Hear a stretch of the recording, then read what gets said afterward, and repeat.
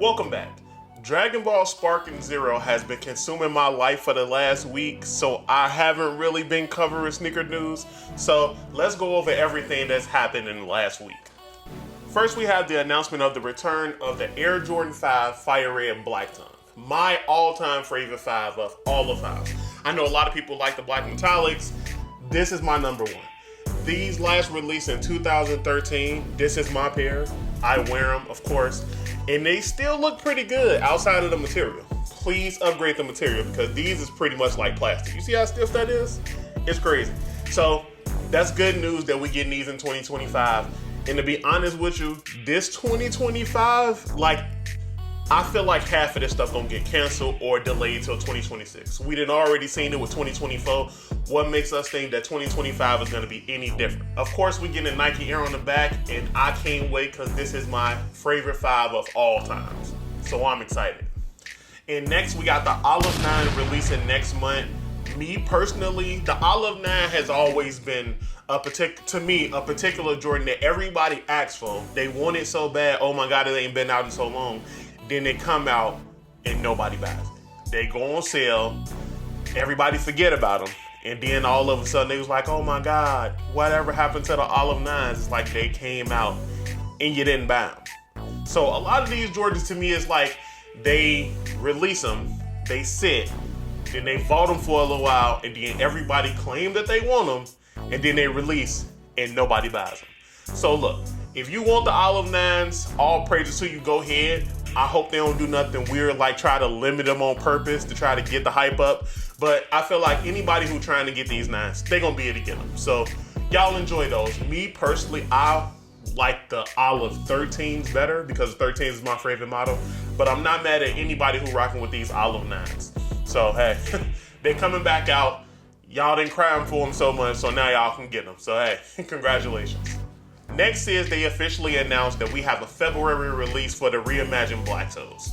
Hopefully that meant the production numbers is going up, even though it seemed like nobody was really checking for this shoe that much because of the story and everything that was behind it. It wasn't enough to really push this shoe up to the level that they hoped for.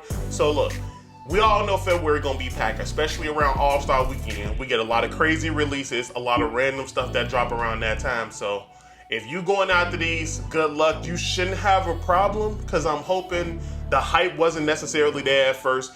The hype could be growing now, especially because now that shoe, the early pairs is going for about 300. So if you plan on going after this shoe, you shouldn't have that big of an issue copping. Next up is something interesting to me. Of course, these videos is about something I'm interested in. Adidas. Adidas and their collaborations have been like top tier as of late.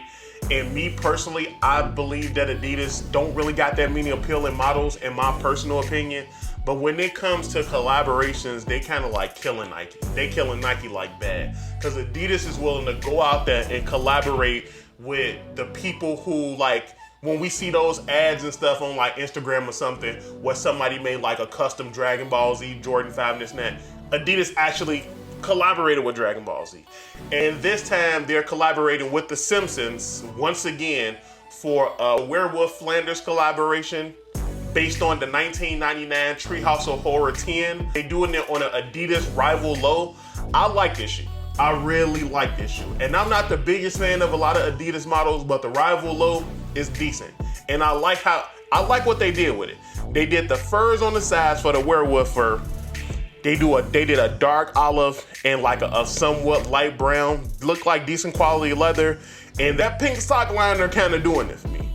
You get your special box. It come with an extra pair of laces that look like I think that's the paper. I was thinking that was a mouse pad. They look like the paper that the shoe come wrapped in. And maybe those it look like pins. So it comes with 3 pins and you get the leather, what looks to be a Werewolf Flanders hang tag. I'm liking these. And Adidas continue killing it with the collaborations, this time with the same Adidas Rivalry Low, but now they doing it with Demon Slayer. As you can see, we got 3 models. We got the Rengokus, we got the Tengens, and of course, we got the Tojiros. Out of these, the Rengokus to me look the best. I like the little brown subtle hints. Of course, you get the all white model with the orange to yellow shift on the toe. With the fire on the heel tab, that brown really pops on this shoe. Then you got the Tengens with the white, the navy blue, the gold stripes on the side. That little maroon purple, like that midsole really set these off. And then you got his little, those supposed to be his arm jewel thingies up on the side look like. All those subtle D's, like the details stand out. And it's like, why can't Nike do something like this? And of course, we got the Togeros. To me, the Togeros is kind of like the plainest ones, but they look the cleanest. You got your black suede. These look to have a decent quality suede. And of course, I'm only looking from pictures. The leather looks decent too. The Togeros these is probably the best. I was thinking that the Rengokus was the best, but these Togeros is clean. These is clean. These supposed to release on November 1st for a retail price of $140. Oh, I'm sorry. For a retail price of $110, my bad. So be on the lookout if you're a fan of Demon Slayer. These is kind of where to go. Like, this is like the best collab from Adidas that I've seen, especially with a model that's not ugly, like to me. Some of they models, like they Dragon Ball Z collaboration, them models to me was trash. They was trash. At least the Adidas Rivalry Low, this is a decent shoe to me. And speaking of collaborations, look, like I said, Adidas is killing these collaborations. And when it comes to Nike and collabing with certain entities and or people, sometimes it just falls short. Like the LeBron 22 Monopoly. I don't get it. Like the blue, like I get it. I see the little Monopoly tab on it, but this just like, okay, it's a royal blue LeBron 22 with gold hints. Like, what is this supposed to represent? Like, what is the Monopoly aspect? I don't see it. Maybe it come in a Monopoly box, but usually when it's come to a collaboration, it's supposed to be something in the shoe that's clearly something in the shoe that's Monopoly, and it's not. Like, it looked like a LeBron 22. Okay, it's a LeBron 22. It got some designs in the background with the lion head. What about this screams Monopoly? I don't really get it. But whatever, Nike continues to fall short on most of their collaborative efforts. If you ask me, Adidas is killing the collaborations and Nike is just falling short. And speaking of Nike collaborations, they're better, arguably one of their best collaborators. What? This year marks the 20th anniversary of the Doernbecher Freestyle, which is the Nike collaboration with the Doernbecher Children's Hospital. And as we all was waiting, everybody was waiting for the models to be revealed.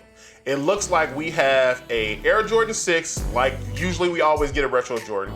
We got a Nike Sabrina 2, we got a Nike Air Zoom Pegasus 41, a Nike Air Max DN, a Nike Air Max SNDR, and a Nike Air 180. And of course we're gonna get, usually we get shorts, hoodies, socks, depending on the shoe and the collaborator. This is always a good thing.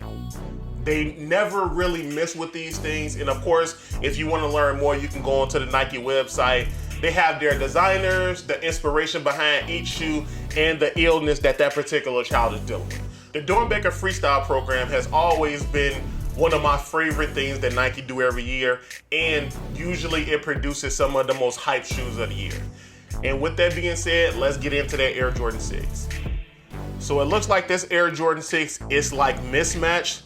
So we get our pink, teal, blue, and a darker pink. And of course we get a special box like all other Doernbechers get. We have a lot of different quotes from this particular patient on this shoe. It's a pretty nice looking shoe.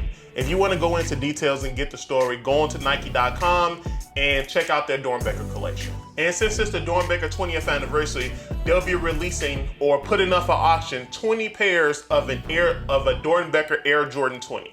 This Air Jordan 20 is dressed in all white, of course, with the laser print over the flap, but this particular laser print is all of the different design details from all of the other Doernbecher shoes over the year. And these pairs seem to be numbered on the medial side of the shoes. So of course, that usually jacks the price up. Of course, as all Doernbecher charity auctions go, this shoe will start at $1, and they're looking to get at least about $2,000 per shoe. But of course, we all know how the sneaker community works. These are probably going to be $10,000 shoes easily, each one. We also get a special box with the Doernbecher Freestyle 20 on it. It looks to be a wooden box, and again, has that same design etched in the box as it does on the shroud of the Jordan 20. It's always good to see stuff like this, even though I'm not a fan of the 20s at all. But of course, this is for a good cause. So if you're interested, the auction starts today, which is the 21st, and it goes all the way into the 30th. So if you're going after these, good luck. And next we have the reveal of the Air Jordan 3 Valentines, of course, dropping February 2025. These, they could have kept. These going straight to the outlets. These kind of like horrible low-key. It's like, it's a little lazy. It's like subtle details in this shoe, but the color is like a washed out pink. Of course, they had to do what Jordan / Nike brand like to do sometimes, oversimplify something, which ultimately ruins the shoe entirely. So you'll find these at your nearest outlet. If you want them when they come out, they'll definitely be available. I would definitely say if you don't plan on wearing them right away, wait for them to go on sale.